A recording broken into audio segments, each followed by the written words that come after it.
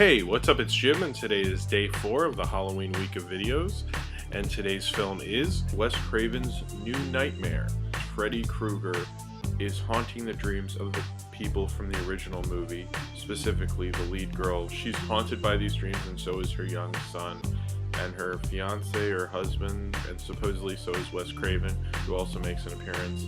It's very referential and showing, like, I guess what the damage of a horror movie can do, or it's supposed to.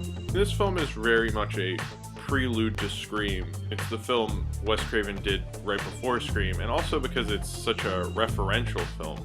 It's almost like he was going through kind of a postmodern phase at the time. And growing up in the 90s, I remember a time when video games like Doom and Death Row's rap music and all that stuff was debated by Congress for some reason. And, you know, whether like this was bad or evil or, you know, would damage society like comics books and gangster films in the 30s.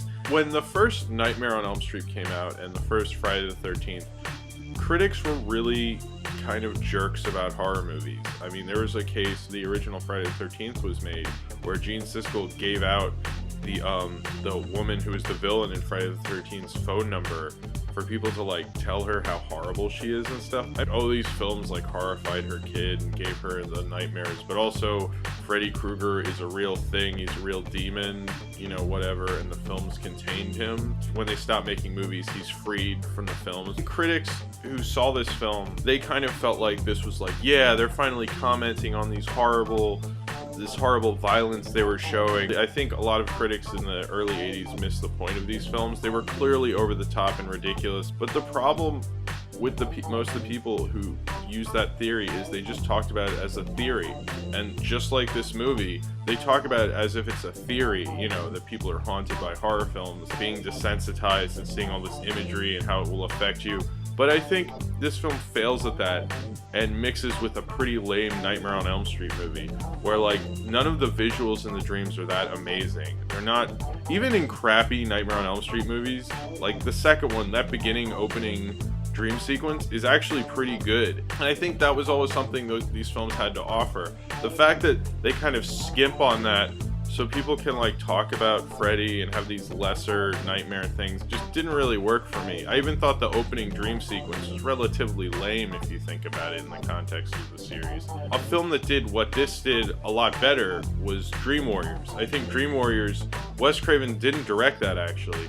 He did help write it, but I think that shows like these people who are so horrified by Freddy, they're not actually talking about horror film in it and referencing it as heavily, but I think it makes the point a lot clearer, and conceptually and visually it makes the point very strongly. You know, I mean, having the kid hanging dead off the TV, that's obviously trying to say something with that, but it's more subtle and you can interpret it as a part of the movie and a part of that character also, whereas this film tries to be a little too direct. Like sometimes it's nice to talk about concepts at a dinner party or with some friends, and you intellectually you might have a great time, but that doesn't make always for the best film. You need to use, you know, your theories with a concept and do it conceptually, and especially with a Nightmare on Elm Street film.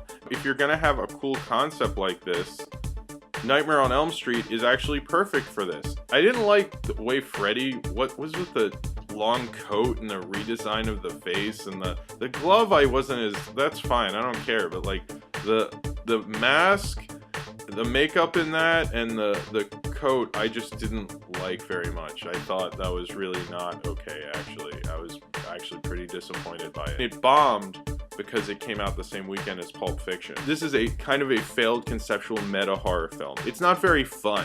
That's the thing. Scream makes a point and is fun, and I also think is a better film. I'm not saying to be a better film you have to be fun, but I think with a nightmare film it would probably be better that you are. It's weird how this is almost like this postmodern offshoot, because after this he came back in Freddy vs. Jason and he's like Goofy Freddy again. The whole idea of this is interesting to me, and it's more of an interesting film than a good film, but it's kind of one of those that you can at least talk about and be like, yeah, remember New Nightmare? This was originally going to be titled Nightmare on Elm Street 7: The Ascension.